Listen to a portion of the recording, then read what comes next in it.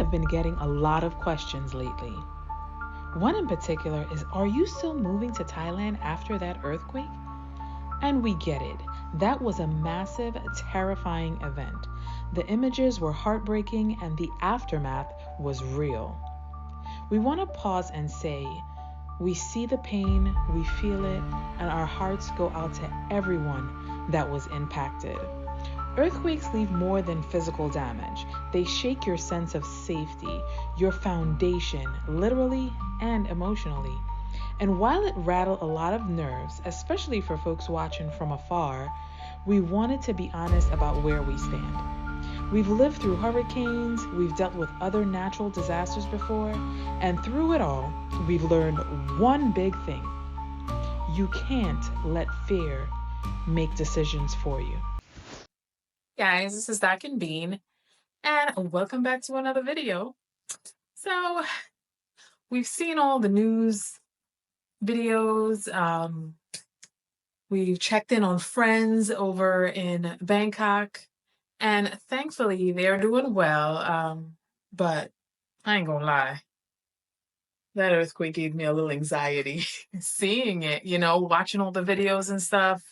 Yeah, the ground isn't supposed to move, So to me, it's always like, what, an earthquake? But, so we had gotten a lot of questions and stuff. Everybody's asking us and checking in on us. For those who thought we were over there, thanks for checking in on us. But Yeah, no, we still. we're safe here. So,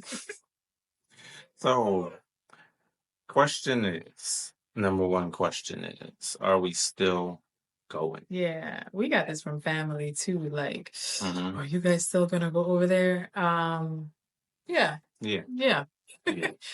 Because for us, like, it never was a trend. Yeah. It never was a fad of us moving. This has been a 7 long-time years dream, ago that we decided to go. And we don't make decisions based on fear. Like, a natural disaster wouldn't cause us to change our mind. Thailand is still the next chapter for us.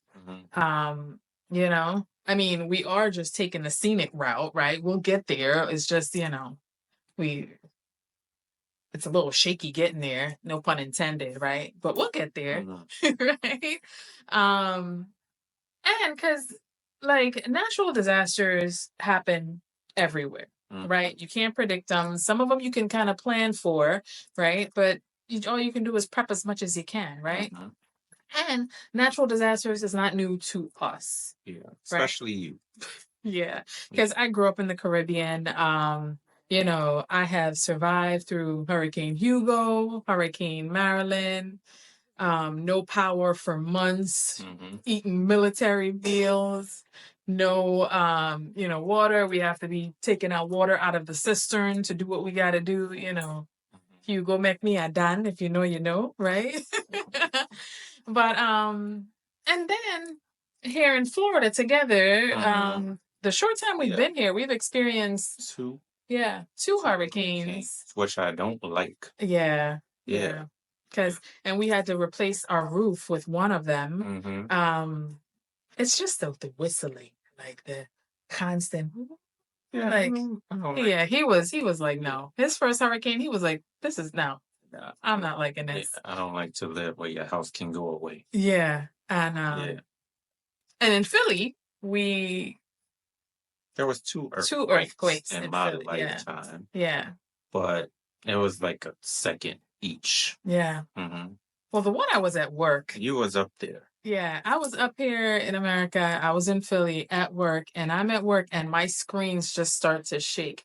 And I kind of like, what the hell is going on? And, 911s are ringing. I'm like, people expect me to answer this phone, and the ground is moving. But I did my job, y'all. I did. But, it was minor, but it was still memorable, right? But natural disasters can happen anywhere, and they're really completely out of your control. So what are you gonna do? There's nothing really you can do but prep as much as you can. Yeah, you But don't get a warning for earthquake. mm-mm.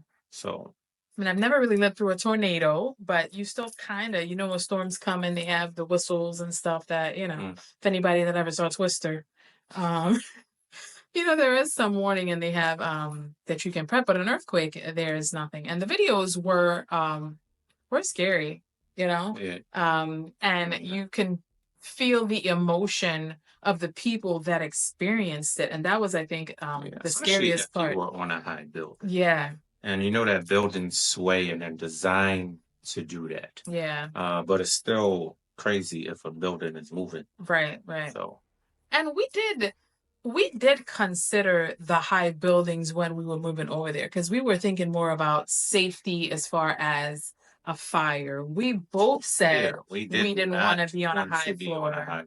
Even before this. Even before this. Because we never stay on high floors because we need to run down the steps. Yeah. If something happens. Yeah. And it's easy to get hurt when you're jumping down steps. Right. And maybe it was just, for me, it was because I've, took a lot of calls about people losing their lives in fires. And I'm like, to me, it's too big of a building to trust everybody with their stove and what's going on in their apartment. So I need an escape route. So, but yeah, we didn't want to be on a high floor, but now we're a little bit concerned that, okay, will everybody want to be on the low floor? Because before, everybody wanted to be on a high floor for the views. Bangkok got an amazing skyline, and that's what people wanted. I like to be on a floor where I could jump out the window. Yeah. But and live. But a lot of places in Bangkok, a lot of the residents don't start until maybe like the third, fourth floor because, you have gyms, you have all this stuff. So it depends on where their resident floors start. Right. Right. But we will say we was impressed by how well Thailand handled it. Because that's one of the things we was concerned with. Well, how did they handle it? But a lot of people that was over there, the videos they made, the people we talked to, were back in. Structural engineers come out right away. Yeah. And so that's good. Yeah. And some people were back in their building that day. And others, it took them a couple of days. And a lot of those people, though, it was because they weren't comfortable. Like they wanted to be closer to the ground for a little longer and because it was that traumatic to them, But yeah, the infrastructure was okay. We're check for us even choosing that infrastructure because it kind of, they knew what they were doing and they handled the situation very well. And, you'll get some people in America that'll be like, well, something major is happening in another country and how are they handling it? And they didn't handle it. Well, we can see how America has handled some of their disasters and they wasn't that good. Yeah, Katrina. Right. They don't have room to talk. Even recently in North Carolina. That's these people are still in distress and still going through issues. So we don't have room to talk, America, if you're gonna, see how other people are doing handling their disasters. So, And another question we get is about, which is a little bit nerve-wracking. It can, make you think, is about these plane crashes. Yeah, we're aware of it. Are we paranoid about it? No. No. Yeah, some though. I don't like planes. So I don't like to fly, but I like going places more than not like flying. I hate flying. But I don't like to be 30,000 feet in the air. Yeah.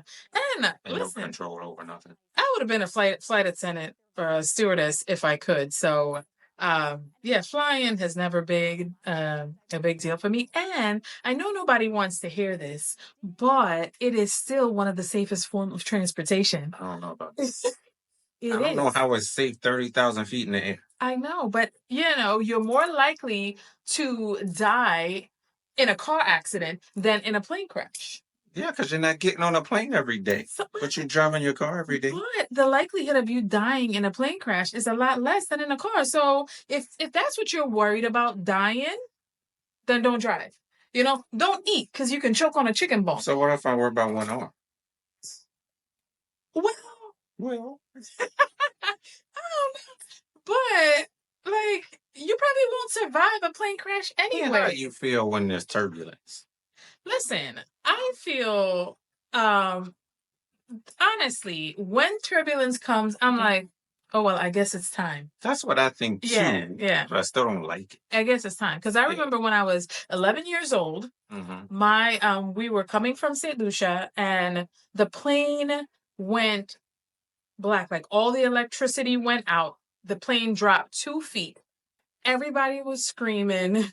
The air things came out, and me and my sis is looking at my mom because there's me and my sister and my mom, and we're like, "What is going on?" And my mom was like, "It's gonna be okay. Don't worry about it." My mom didn't break a sweat, okay? And talking to her just last week when we was in the Keys, she was like, "Oh no, I was terrified and I was crying on the inside, but I had to show you guys it wasn't nothing." And then we experienced we wasn't in the plane crash in Dubai. But it was chaotic afterwards. And knowing that there was just a plane crash. That was 2016. The day before, we didn't even care. We got on a plane like, I think I could see a plane crash right there. And I'm still getting on the next plane. Like, that's not gonna stop me from traveling. When it's my time, it's my time. And if it's on a plane, I'm okay with that. Well, I think everybody had turbulence and probably bad flights. Yeah. So, as I said, I'm not going to sit in the house and then be scared about a whole bunch of stuff. And, you choke on some food and then your cat eats you to death, Ever seen those shows? Well, people know what I'm talking about, right? But listen, so we just thought we would come on here and because people were still asking if we're moving, what you guys doing, what's the plan, are we pivoting, anything like that? And no, Thailand is it for us. We are still making the big move and fear is not creeping in at all, right? We are still focused on our destination. But so yes, we are still going to Thailand. After the earthquake, whatever happens, no, that's going to be home soon. Right? See you guys.